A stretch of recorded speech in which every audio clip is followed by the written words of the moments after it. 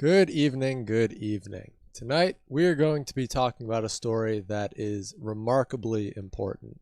And it's a story, too, that can often be forgotten when people don't have an active reason to continue to remember it, for people who feel like they don't have an active reason to. And so that's why I'm here talking about it, is because I think that it's a story that needs to be shared, needs to never be forgotten. And that is the story of the siege on Ruby Ridge. Now, I've heard a lot about this story, and of course with its connection to Waco, but I never really dove into the details of it all. I mean, I knew roughly what it was, but then when I started getting into all the fine details, you see just how unjust and corrupt all of this really was.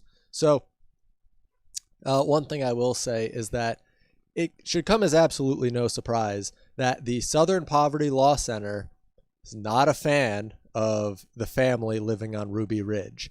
And there's a senior fellow at the Southern Poverty Law Center, Mark Potok, who said that Ruby Ridge was a myth of the radical right. He said that it's a myth. So that's wrong. It's not a myth. It's a very real event. And the FBI in all of this, because of course I'm going to get into the story here, but I want to give you guys some background. So with what happened here, okay, the FBI attempted to cover up a lot of their mistakes. And this is something that's very consistent in events like this, where you have government agencies trying to cover their tail. And this is exactly what happened with this. The FBI and the ATF just coincidentally lost a lot of the paperwork that went along with Ruby Ridge. And so we don't have access to a lot of the documents we'd have access to otherwise. Now, in the FBI, there were actually some repercussions from everything that happened on Ruby Ridge. The number 2 was demoted. The assistant director of the FBI was demoted. There were 3 agents suspended and 1 was sent to jail. So it was not the sniper, though, as we'll see here. So for those who don't know, the siege on Ruby Ridge was an 11-day standoff. And there was so it was the Weaver family. So the father was Randy Weaver. The wife was Vicky Weaver. Then they had 3 daughters and their son, who was 14 years old at the time, Samuel. And the entire Weaver family lived in this cabin up in the woods, and this was a cabin that was in Boundary County, Idaho, which is about 50 miles south of the Canadian border. And so the whole Weaver family lived in this cabin, and they had a family friend there named Kevin Harris who lived with them, and he lived with them since he was in his teens. And in 1992, when all of this happened, Kevin Harris was 23 at the time, and he considered Randy to be a father figure. So he was more or less part of the family by this point. He wasn't really just visiting or something like that. He again, had lived with them since he was a teenager, and at the point that all of this happened, he was 23.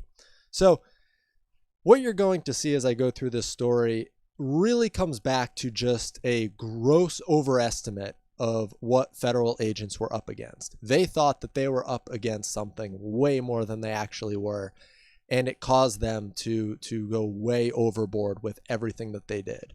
So the media's coverage of this was also pretty interesting, because the media initially called the Weaver residence a compound, because the information that they had was coming from the Fed. And again, the Fed thought that this was some, gun nut family that was going to shoot anybody that came on their property. And the Fed was also convinced that this was a defense fortress, that it was fortified, that, it was something more than just a plywood cabin built up in the woods. And it looked pretty nice on the inside. I will say it looked pretty nice on the inside. But getting into the family, okay, so the father, Randy Weaver, he's a former factory worker, and he was a U.S. Army combat engineer and a Green Beret. And he moved to northern Idaho up to the mountains there during the 1980s to escape the corruption of the world, to escape what he saw as a degrading culture. And his wife agreed with him, and that's why they moved up there. They built the cabin, they had the family.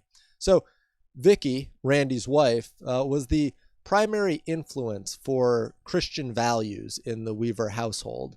And in 1978, she started having visions about living on a mountaintop. And again, this was 1978. They moved to northern Idaho in the 1980s. So this was right before they moved. She had visions of living on a mountaintop. And this desire to go to the mountains came from Matthew 24:16, which said, "Then let them which be in Judea flee into the mountains." And they saw some religious apocalypse coming, some apocalyptic scenario. And more or less, they ended up kind of inadvertently getting that. But that's why they left society and they went up into the northern mountains of Idaho. So something to cover here too, because I've heard a lot of people talk about Ruby Ridge now over just the last 4 or 5 days. And because I've really binged on a lot of this content. And something that they fail to mention, at least early on, is that the legal shotgun barrel length is 18 inches, okay? Keep that in mind going forward here, okay? Because some manufacturers go to 18.5 inches just to be safe, okay? The shotguns that Randy Weaver sold in this story were a little bit over 17.75 inches in length. So we're talking fractions of an inch. This is not even close to a half inch. So as I go through this story, just keep that in mind, okay? Because it's easy to get off the trail here and forget the absolute ridiculousness of everything that happened at Ruby Ridge. So the family began selling their belongings. This was, again, it was Randy and Vicky at the time. They began selling their belongings. They learned how to live without electricity and running water. They figured out how to get their own food. They had, a garden or two. They would hunt. And again, this was in Boundary County, Idaho, on a hillside near Ruby Creek, opposite Caribou Ridge near Naples. So I'm going to show you, I'm going to pull up, show you where exactly that's at. So here's the map. You can see Ruby Ridge right there, but I'm going to zoom out, and that's their cabin right there. So this is exactly where the cabin is. And if you zoom out, you can see it's very close to the Canadian border. So right there's the Canadian border. That's where all of this took place. It was up in the mountains of northern Idaho. So it was 1 year after the Weaver family was in this cabin that Randy ended up having a $3,000 land dispute with his neighbor. And his neighbor lost the lawsuit and had to pay Randy Weaver $2,100. Well, that neighbor then wrote letters to the FBI, the Secret Service, and the county sheriff saying that Weaver had threatened to kill the Pope, the president, and the governor of Idaho at the time. And about a year after that, the FBI and the Secret Service began actually investigating the claims that Randy Weaver made threats to the president, law enforcement, what have you. So then it was 1983 and 1984 where Randy and Vicky were interviewed by 2 FBI agents, 2 secret agents, and the Boundary County Sheriff and his chief investigator. They say that they were told that the Weavers had a very large weapons cache at their house, and that Randy was a member of the Aryan Nations. And for those who don't know, the Aryan Nations, I mean, of course, it's kind of difficult to throw labels at things, but they're very clearly white supremacist. They believe in Nazi ideals. And so it was a bit concerning to see somebody like Randy Weaver getting, drawn into a group like this. But the more that you look into it, the more that you see that it was more a case of necessity, less a case of just desire to join the Aryan Nations. So the Aryan Nations had one of their main compounds that was only 16 miles from the Weaver house. And when you're talking about the mountains of Idaho, the northern mountains, there's not a lot of people living up there, believe it or not. And the whole reason that they got involved with the Aryan nations in the first place was mainly for the social benefit, the communal benefit. I mean, they went to picnics, family events, and, there was no evidence that the Weaver family knew the Aryan nations were so close to the residence that they were, or to the land that they were buying and planning to put a house on. They didn't know that prior to buying the land and building the house. So Randy actually did not agree with a lot of what the Aryan nations believed, but he aligned with them on some of the Christian values and with the idea of living a Christian lifestyle. And of course, that's up for interpretation when you're talking about, racial supremacists and whatnot. But regardless, it's the Christian lifestyle, and that's what they were really going for there. I'm not saying white supremacy is at all, you can't conflate that with Christianity, but people twist things like that, and there were still some good things that Randy saw to take from what they were doing, and that was, again, essentially some of the Christian values and the overall Christian lifestyle. So Randy did not want to join the Aryan nations. He didn't believe in causing harm to others intentionally, and he does have a rather strong distrust for Jewish people, though. And to be clear, the Aryan nations are videotaped because this was in one of the videos that I saw from them. They're videotaped with Nazi symbolism, so you can kind of figure what some of their views are based on that. But regardless, Randy did not want to join the Aryan nations. And, people can say, because this was one of the arguments that I heard against all of this, was people can say, well, he didn't have to go to Aryan nation meetings. And while that's true, you have to consider how many other avenues he had to become engaged in the community while he's living in the mountains of northern Idaho. Okay. And then in July 1986, Randy Weaver was invited to the World Aryan Congress, which is a large gathering of the Aryan nations. And doing some research on that, I believe it's in Pennsylvania. But Weaver at the World Aryan Congress ended up getting connected with an ATF informant posing as a weapons dealer. So they had communication for 3 years before Randy Weaver invited this man to his cabin to discuss fighting the Zionist organized government. In other words, he meant the U.S. government. So soon after, the informant asked Randy if he could saw off some shotguns for him. The informant asked Randy if Randy could saw off some shotguns for the informant, again, posing as a weapons dealer. And Randy agreed to it, and he sold him 2 sawed-off shotguns. And then it was June of 1990 that the sawed-off shotguns were used as leverage to try to get Weaver to be an informant for them. So the ATF was trying to get Weaver to be an informant, again, by using leverage of these sawed-off shotguns, saying, we have evidence that, could put you away unless you're an informant for us.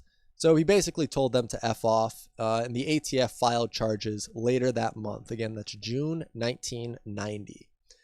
So Randy, prior to this, had no criminal record at all. Yet the ATF claimed that he was a bank robber. Okay, and this later turned out to be entirely false. And then in December of 1990, Randy Weaver was indicted for making and possessing the illegal shotguns, not for selling them, for making and possessing them. Okay. And it's important here to go back to the shotgun barrel length, because again, his were just fractions of an inch under the legal length. So the 18-inch mark is fairly arbitrary. I mean, I kind of understand why they feel like they could at least, conceivably put regulations on something like that, because, I think the limit for the overall shotgun length is 26 inches, and it's all about concealment. They don't want you to be able to hide it under a jacket or something. So that's where it kind of comes from. But again, the 18-inch mark is fairly arbitrary when you're talking about fractions of an inch. It's not like he was sawing it down to, 13, 14 inches. Not that I think anything bad should happen to somebody who does saw a shotgun down, but regardless, again, we're talking fractions of an inch, okay? And second thing is that this really removes the idea that Randy Weaver was trying to cut the barrels illegally short. Okay, I mean, we're talking, again, about a length of pipe that could be removed from the saw blade alone. Okay, and on top of this, there's a lot of debate over why the barrel length was too short. So I've heard that it was because, excuse me, I've heard that it was because the ATF measured with the hammer down on the firing pin, and so it shaved off a fraction of an inch, because the way that you measure the barrel length is by putting a dowel down the barrel until it hits the, what do they call it, the breech face, I think. I don't know. My firearm terminology is probably not where it should be, but it goes as far down as it can go. And so when you have the hammer on the firing pin, it moves it up that little fraction of an inch, and that can, it pushes up the dowel, and it brings the overall barrel length now down a fraction of an inch. But others claim that one of the ATF agents sawed part of the stock off of one of the shotguns, bringing it below the NFA standards for overall shotgun length, which again is 26 inches. And the NFA is the National Firearms Act. Anyone who owns guns hates this thing. So, I mean, all of this comes down to just, again, a fraction of an inch. Keep that in mind as we go through all of this here, because, I mean, it really is pretty ridiculous going through all this. So, the ATF, because of a lot of misinformation that started spreading like wildfire through all of this, the ATF thought it would be too dangerous to arrest Randy on his property. So 2 ATF agents posed as broken down motorists on the side of the road, and Randy and Vicky were out driving one day, and they noticed these people broken down on the side of the road, and they were nice enough to to stop and help. And then the agents arrested Randy.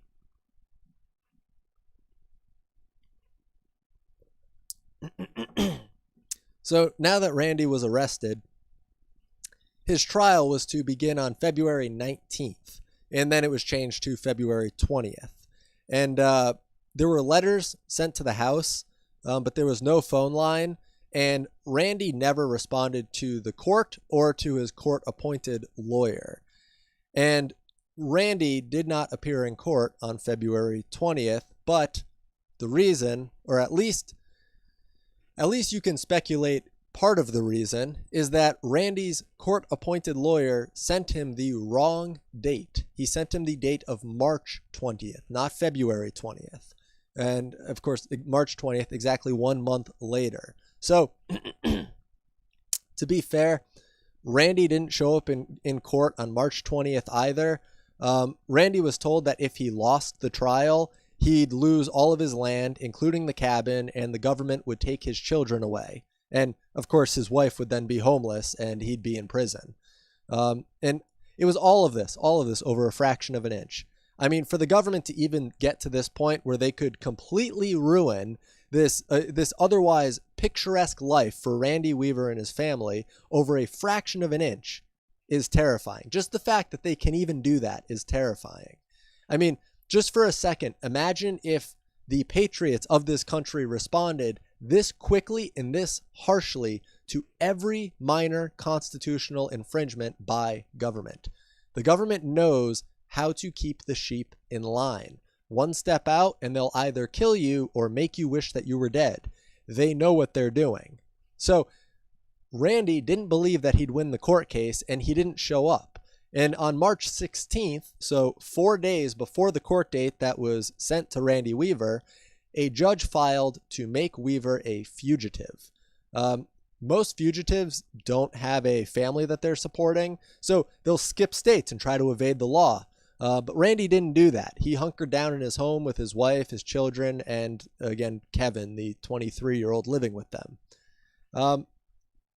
U.S. Marshals tried to get Randy Weaver to surrender peacefully, but he refused to leave the cabin. Again, you have to think this is a guy who doesn't trust the government. He doesn't trust his court-appointed lawyer now, which, law enforcement's supposed to be talking to him through his court-appointed lawyer, and he doesn't trust any of them. He doesn't trust anything that's going on.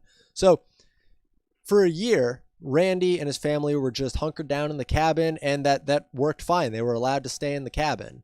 And then in March of 1992, surveillance teams were dispatched to the area to record activity at the Weavers' residence, and they got 5 months worth of footage. Okay, again, we're talking fractions of an inch. They got 5 months worth of surveillance footage. The Marshals, the U.S. Marshals, then made Randy out to be a racist gun nut so that they could gain public support for their no-holds-barred approach to get Randy Weaver dead or alive. And they also believed that they could not just walk up to the cabin and arrest him without a gunfight ensuing. And some local paper wrote a story about a hero up on a mountain. It was very dramatized, and they're talking about, Randy Weaver and what's going on. And it ended up being picked up by papers across the nation. So as Randy's case became more well known, you have the ATF and the FBI feeling pressure to wrap up the Weaver case because it's gaining a lot of publicity and people are realizing that it's still ongoing. And it seems to be a guy who's winning against the government. So the U.S. Marshals put together what they call a threat source profile. And they put this together on Randy back in 1991, which was, again, riddled with disinformation. There were so many things that the feds believed about the Weaver family, Randy Weaver in particular, that were just not true. And I mean, you're going to, as we go through this, you're going to see, they ended up bringing in tanks. They had 400 agents or something surrounding the home. I mean, they were going all out for this family just trying to live a peaceful life in the woods. And so it turns out that a lot of the information that was in this threat source profile on Randy came from second or third hand sources, many of whom were found to be more radical than Randy Weaver himself. So when asked why the Marshals couldn't just walk up to the Weavers' front door, because there was a marshal that asked this, when the marshal asked why the Marshals couldn't just walk up to Randy Weaver's front door, one neighbor said that if people came to my property with an intent to do harm to me, I'd probably shoot them. And the marshal that conducted that interview said that Randy himself made that statement, and it was put into the threat source profile, and it was never removed, even after they knew that it wasn't true. And years after all of this, too, that marshal that conducted that interview has still been saying that Randy Weaver made that statement when that is false. And the last time on record that I was able to find that he made that statement was 2017. So still spreading misinformation all these years later. And this led to the Marshals being as covert as they were and as sneaky as they were and as aggressive as they were. So in the threat source profile, there was a psychological evaluation that was done by someone who had conducted 0 firsthand interviews, okay? And they never talked to Randy about this. And the psychological evaluation was done by somebody who was so disconnected from who Randy Weaver was in the case in general and was so seemingly disinterested with it that he accidentally called Randy Mr. Randall, referred to him as Mr. Randall. So he certainly couldn't get an accurate assessment of Randy Weaver. And then it was August 21st, 1992. 6 U.S. Marshals were sent out to scout the area to determine how to arrest Weaver, to really scout out the property and try to see how they could approach this. So they had M16s, night vision goggles, they were in camo, and the family's dogs smelled the agents. And Kevin and Randy's 14-year-old son, Samuel, followed one of the dogs, hoping that it had picked up on a deer because by this point they were desperate for food. Again, you have to remember, they've been held up in their cabin now for 18 months. So, and after this point in the story where you have the conflict between the authorities and the Weaver family, nearly everything is disputed by authorities, but the difference is that the family's story is a lot more consistent and it doesn't have a lot of conflicts in it. The authorities have had conflicting stories for the days, months, years following the events at Ruby Ridge. So Randy was following the dog also. So the dogs took off, and then you had Kevin and Randy's 14-year-old son, Samuel, who followed them off into the woods. Again, they thought maybe the dog picked up on a deer, but the dog actually picked up on the federal agents. So Randy was following the dog too. He was just a bit further behind, and he had taken a different trail.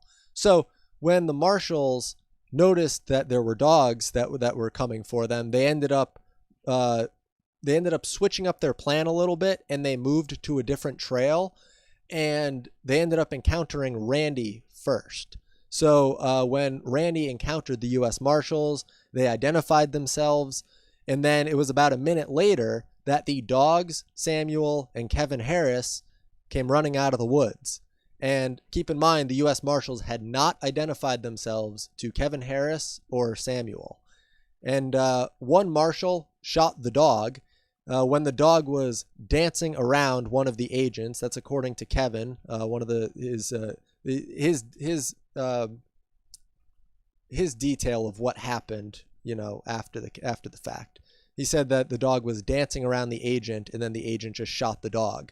And Samuel and Kevin began firing back at the marshals, and Samuel was shot twice in the back while he was running away, and one marshal was shot and killed by Kevin.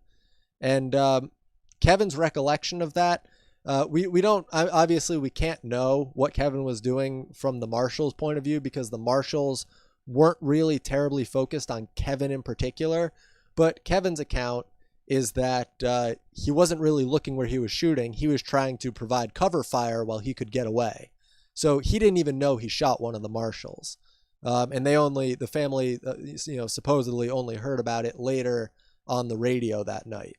Now, here's the thing, okay? Samuel, the 14-year-old son of Randy Weaver, shot and killed twice in the back.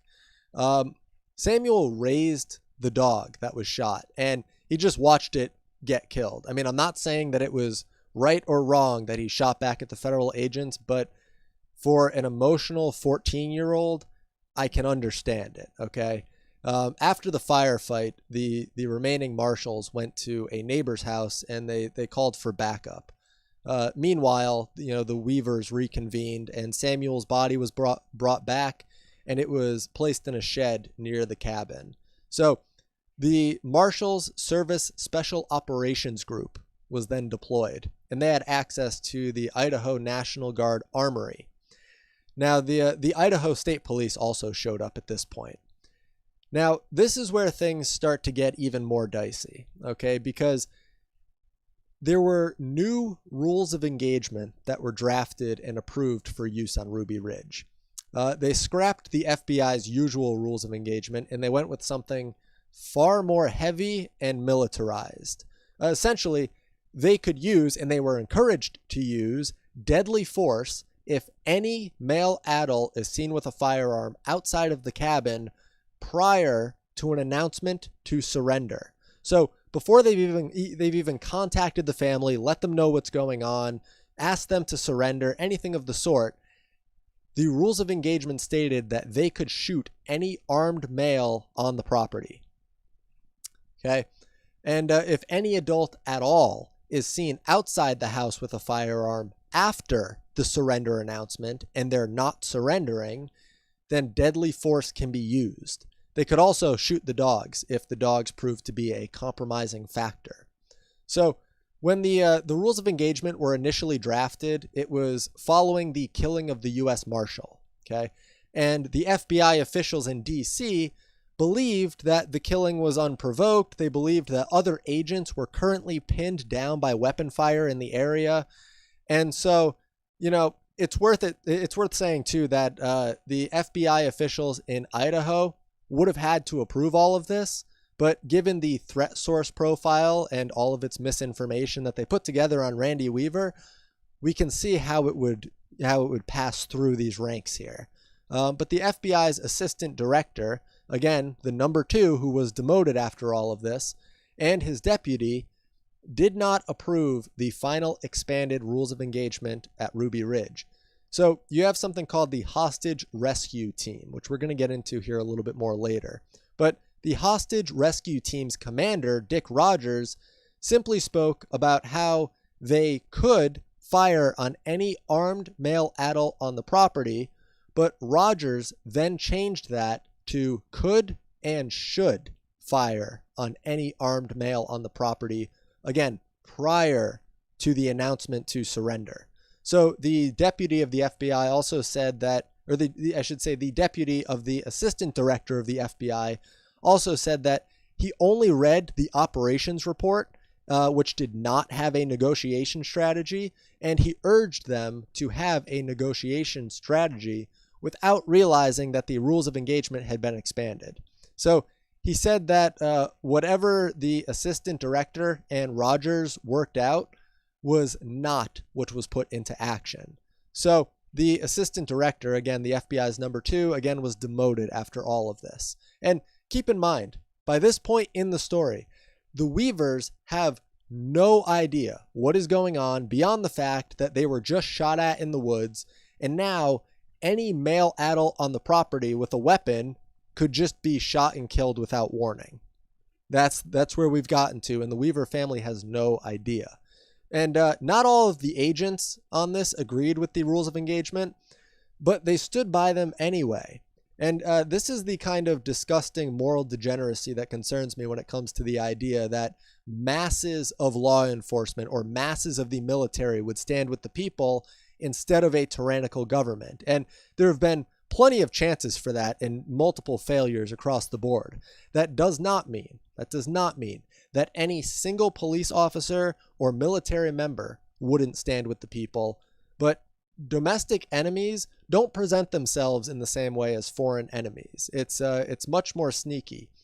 Domestic enemies wear suits and they sit in their ivory tower and they make rules for thee but not for me. Domestic enemies use the force of government against peaceful people. So my question in all of this has always been the same, okay? Who did Randy harm? Okay, even if he's the worst white supremacist in the world, which he's not at all, but if he was the worst white supremacist in the world and he owned a massive cache of weapons and just say he's sawing off shotguns daily, okay, who's he hurting? Absolutely nobody. Okay, the idea that some guys in the mountain would single-handedly go to DC and overthrow the government is not only unrealistic, it's laughable. And even then, the government could just leave peaceful people alone. Like, that's always been an option. They could just leave people alone.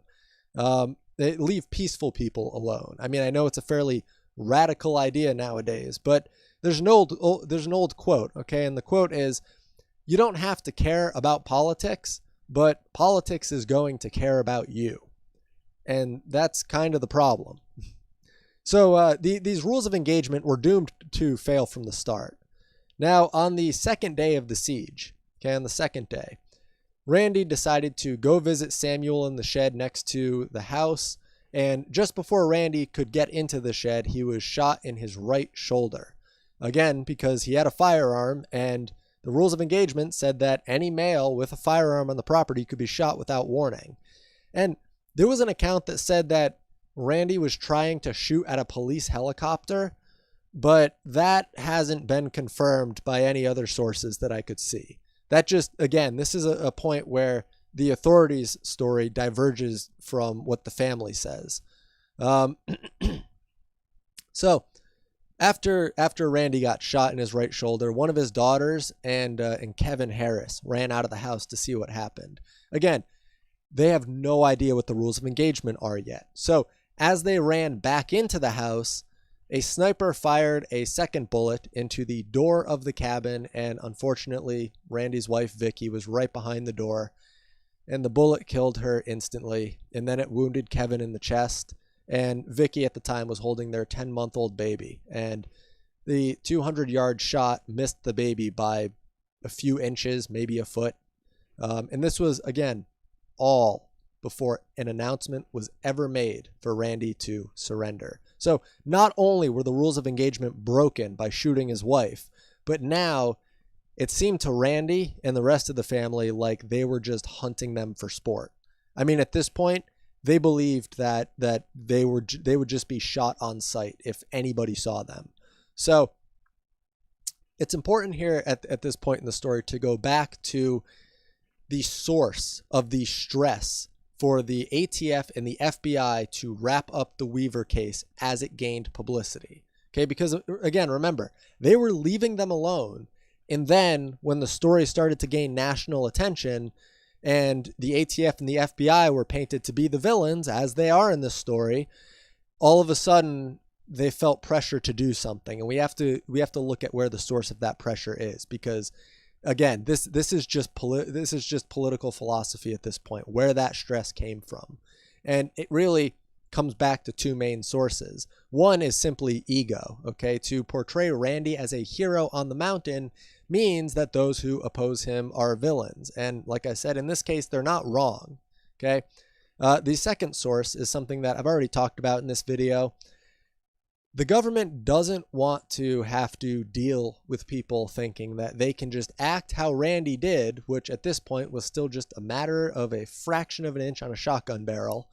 So it's the idea that they don't want people to think that the government is giving up even a tiny portion of their power, that there is no leeway at all. They don't want people to think that they're giving Randy Weaver an inch. So they're stomping out any resistance, and this is nowhere near the only case of something like this, although it is one of the most tragic. So this is where you can kind of start to believe the motivation and justification comes to essentially hunt the Weaver family. It's where these rules of engagement came from. Because we've seen instances like this where you have law enforcement killed, like the U.S. Marshal was killed, and they don't go to these militaristic extremes to try to hunt down a family. So the morning after Vicky was killed, so now we're on the third day of the siege, the negotiations began. So they initially tried to speak with Vicky because they didn't know that she was dead. The sniper had no idea who he hit or who he killed when he shot through that door. And the family took this as an insult to injury, that they were essentially being taunted by the FBI because, again, they just killed Vicky and now they're asking to talk to her. So Randy's first communication with the FBI in all of this was when he yelled out to them, "You killed my wife, you SOBs." Eventually, the FBI was able to robotically place up a phone on the Weaver's porch. But we need to realize here that all of Randy's fears about the government are coming true. Like, they're all being validated here. And eventually, the FBI began to contact both family members of Randy and Vicky, so members on both sides of the family.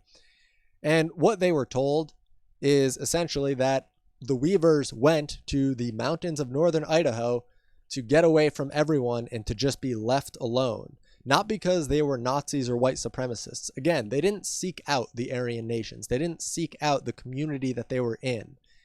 It just happened to be very unfortunate. And I mean, again, there's a million ways that you can paint this. But at this point, the media's narrative changed, okay? Because when they got these testimonies from I say testimonies, when they got when they got to talk to the family members on both sides of the family, on Randy's side and Vicky's side, the media sort of realized that that Randy wasn't exactly some whacked out gun nut who was, a Nazi, but he was instead the father of a close-knit religious family, and that's how they started to portray him. So the FBI here also started to realize that they vastly overestimated the capabilities of the Weaver family. And unfortunately, learning that didn't last too long. And I say that more because of what happened 8 months later, not because of something that happened more in this story. But since Randy was a Green Beret, the FBI decided to bring in another Green Beret for the negotiations. So they brought in Bo Greitz, who was a populist presidential candidate. And Bo went on to examine both Randy and Vicky, Randy's gunshot in his shoulder and the fatal shot that killed Vicky. And he determined from his 20 years in the military that Randy was shot by a .223 out of an M16, and Vicky was shot by a .308. So he said that the ballistics are very different between a .223 and a .308. And I can see that because a .223 is not a terribly large round. A .308 is significantly bigger. And he said, again, that the ballistics are very different. So his assessment of the way that the FBI was expecting this to play out is that the first shot was at Randy to draw Vicky out of the house so that she could then be shot. But this was refuted when the official autopsy determined that both Randy and Vicky were shot by a .308 round. Of course, we've seen things like this before where some official report is fudged to favor the state, so ultimately we don't really know. And Bo Greitz got a better look at Randy's wound before it had time to really, start to heal. Not that it would have been completely healed up at all within, 10 or 11 days here, but Bo Greitz got a much better look at the wound. So Greitz also said that it was common knowledge among the hostage rescue team that they didn't expect anyone to survive the siege on Ruby Ridge.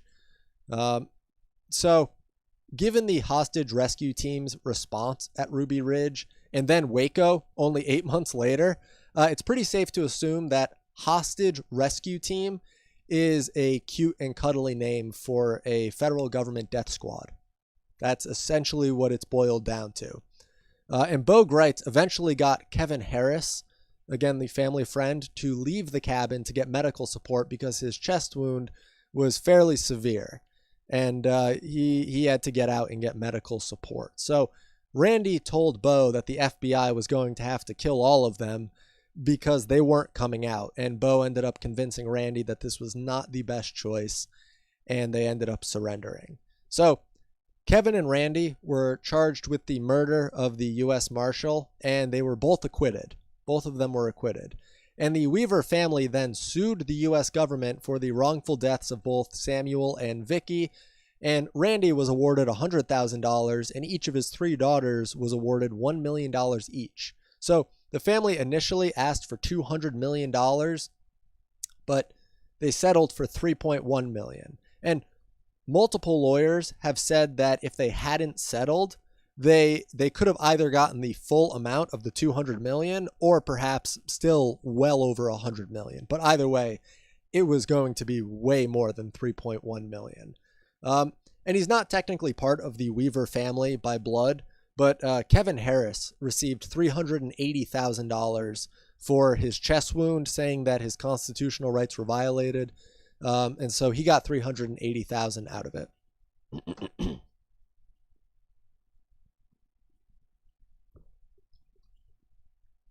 So, to summarize all of this, at this point, Randy Weaver and his family moved up to the northern mountains of Idaho to get away from what they saw as a degenerating culture and a tyrannical government.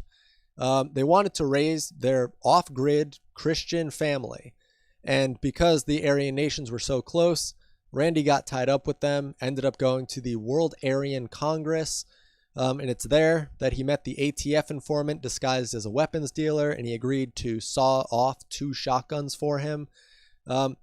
And again, there's still a dispute over whether or not Randy was even responsible for the length of the shotguns being below the legal limit, because like I said early on in this video, many of the ATF documents around this event are just coincidentally missing. So regardless though, we're talking about the line between criminal and a lawful citizen being fractions of an inch. We're talking about it being the width of the saw blade cutting the shotgun barrel. Okay, this is absolute insanity to have somebody either lose the life that they've built up, their picturesque life, all their land, their house, their children, and essentially their marriage, because Randy would go to prison and Vicky would be homeless, or they just get to keep living their life because we're talking fractions of an inch on a shotgun barrel. It's absolute insanity. And the courts were set to convict Randy and take his land and his house, like I said. So he decided to stay hunkered down after being told the wrong court date. Then federal marshals came on his land, his dog was shot, his son was shot, and unbeknownst to anyone in the Weaver house, a U.S. Marshal was dead. Or I should say, allegedly unbeknownst to anyone in the Weaver house, a U.S. Marshal was dead. At this point, the misinformation about the Weavers at this time in the story was just growing like cancer. And it got to the point that the government even had tanks ready to go. They had tanks ready to roll up on this plywood cabin in the woods. And again, it's well built. The inside looks really nice. They definitely set up quite the homestead. But again, tanks, it's kind of an overkill. I mean, just the 400 agents alone that surrounded the house is a bit of an overkill. So after a lot of the back and forth negotiations with Randy Weaver, Kevin Harris, and Randy's 3 daughters surrendering, this of course came right on the heels of Randy getting shot, his wife getting shot and killed soon after. It looks like they're hunting his family. So then, the rest of the siege, really, there weren't more people killed. It was, after the second day, there weren't more people killed. So it just, it was the negotiations at that point. And then, like I said, Randy and Kevin were charged with the death of the U.S. Marshal. They were acquitted, and Randy and his daughters and Kevin Harris all received monetary compensation. So this could have been avoided in multiple places. In terms of Randy, he could have shown up to court and none of this would have happened, at least in the way that it did. But as I said, locking him up, taking his house and his land, already a major injustice. Taking his children on top of that, insult to injury. And of course, he was told the wrong court date, and a warrant was issued on him 4 days before the wrong court date that he was told. Again, the warrant was issued on March 16th. The incorrect court date that he was told was March 20th. Randy also could have been an informant for the ATF, but it's a trap to have someone either go to prison and lose everything that they've worked for over a fraction of an inch on some shotgun barrels, or they could hunker down in their house, or they could become an ATF informant. I mean, there's no option for you to just go back to living your peaceful life. So it's the government putting you between a rock and a hard place. And also, if the psych evaluation was accurate, then they would have known that they can just walk up there and talk to Randy Weaver. They didn't have to surveil them for 5 months, sneak on his property, shoot his dog, shoot his son, all within the first day. They didn't have to do any of that. The sniper that shot Vicky was also charged with manslaughter, but he never went to trial because of sovereign immunity. Basically, he's in the right because he's working for the government.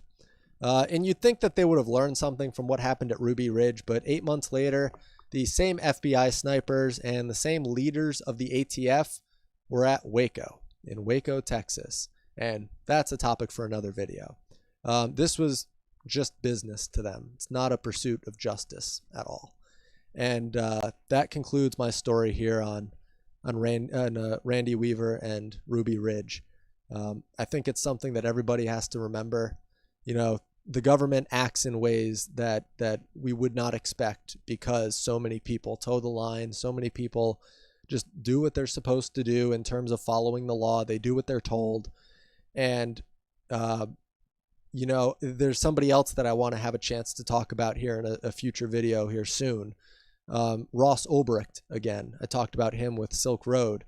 And that's another case where there was a lot of misinformation, a lot of just straight up false evidence against Ross Ulbricht. But, you had something of the same here with Randy Weaver, where you had false quotes attributed to him. You had a psych evaluation that had no merit.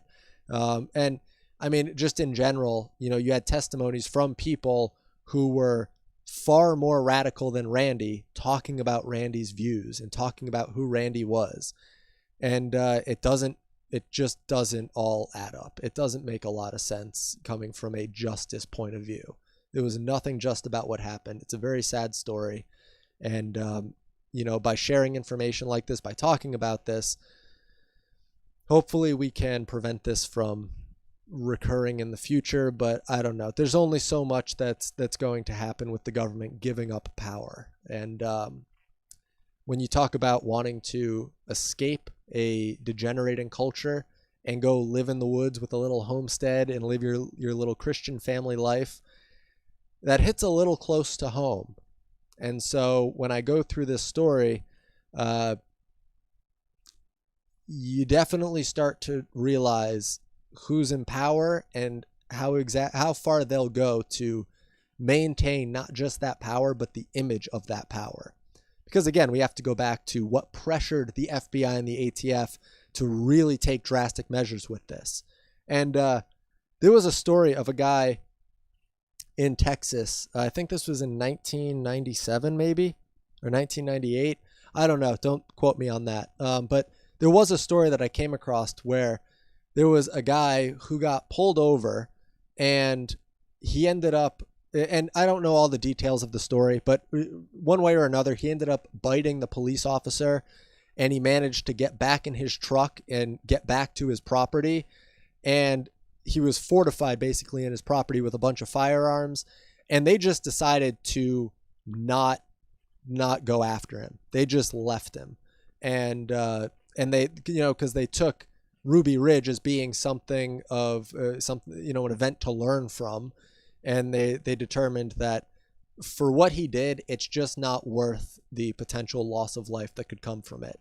Because it's like, okay, I don't want to say best case scenario, but in terms of the federal agents, what would be a good scenario for them is taking somebody alive or dead. It's like, is it worth killing somebody over biting a police officer? It's like if they're actively harming the police officer and going after them, okay, I could see deadly use of force. When they bit the police officer, they got in their car, they drove back to their home. It's probably not worth setting up a sniper and just plucking them between the eyes. It's crossing some boundaries there.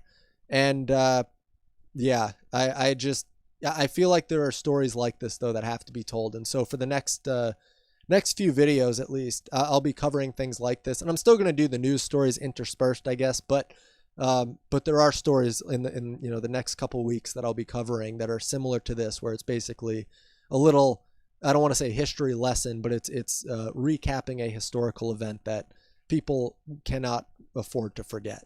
And Ruby Ridge is the first of many. So thank you guys so much for being here. I really appreciate it. I hope that you guys have a good rest of your night, and God bless.